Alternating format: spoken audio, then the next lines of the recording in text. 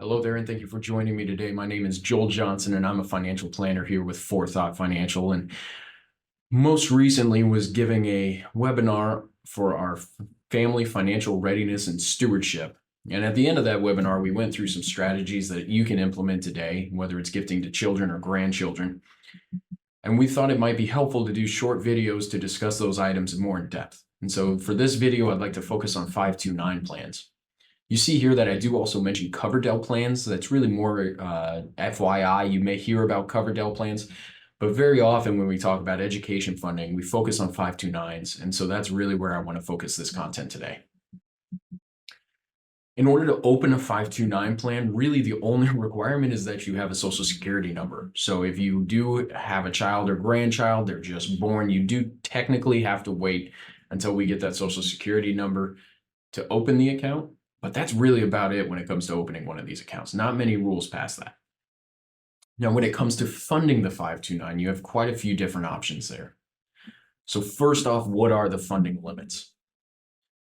From a technical standpoint, each state is different.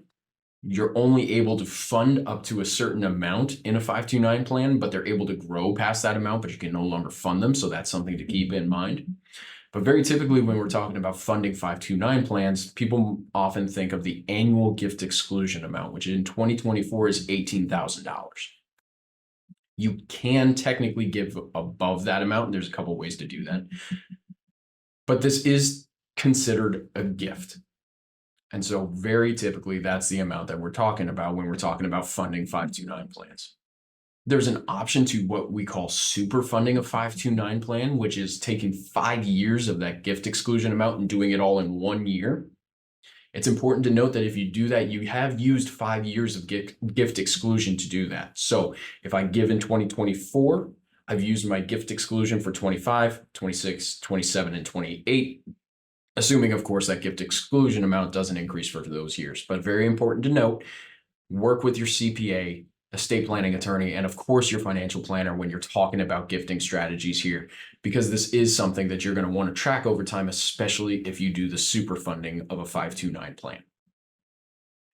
Once the account is funded, the really great benefit of these plans is that they do grow tax deferred. Why do I say tax deferred and not tax free? It's because depending on what those funds are used for, you may have to pay taxes and penalties on the growth within the 529 plan. But I think it's important to note that 529 plans are no longer only for college. Trade schools and other higher education now qualify as expenses for 529 accounts. Books, room and board, all of these things can be used, you can use a 529 for.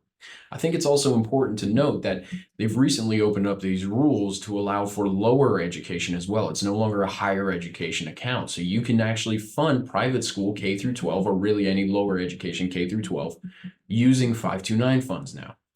So if you're receiving gifts for your kids for Christmas or birthdays and you're putting them through private school, you can put that into a 529, let it grow a little bit, and then use those earlier than college age.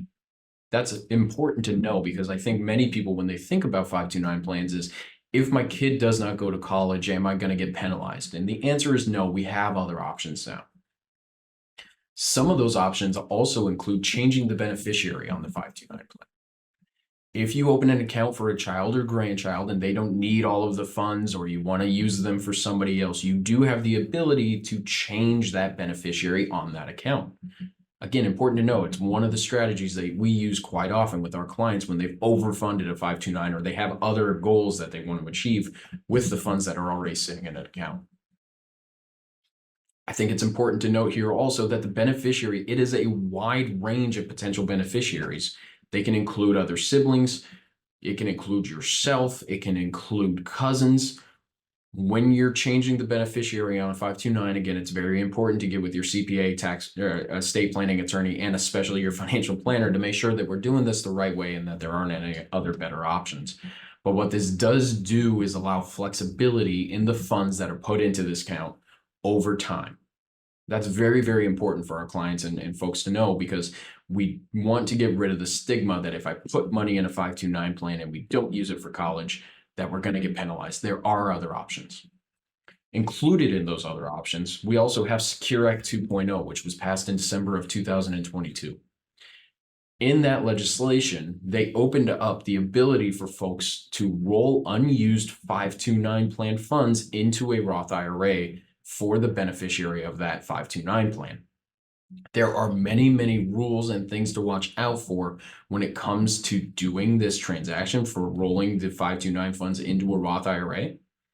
Very often, it may not be the best use of the funds because when you do that, you are using the Roth IRA contribution for the beneficiary in that year. So if I roll 529 plan funds into a Roth IRA for my son in 2024, he cannot also then go add to the Roth IRA up to that contribution limit in 2024. So that's important to know. There's a lot of other rules and things that you want to watch out for when doing this conversion of 529 plan funds. But again, it's just opening the toolbox of things that we can do with 529 plan funds. And so we think that they remain a very good and viable account when it comes to gifting and saving for your child's future.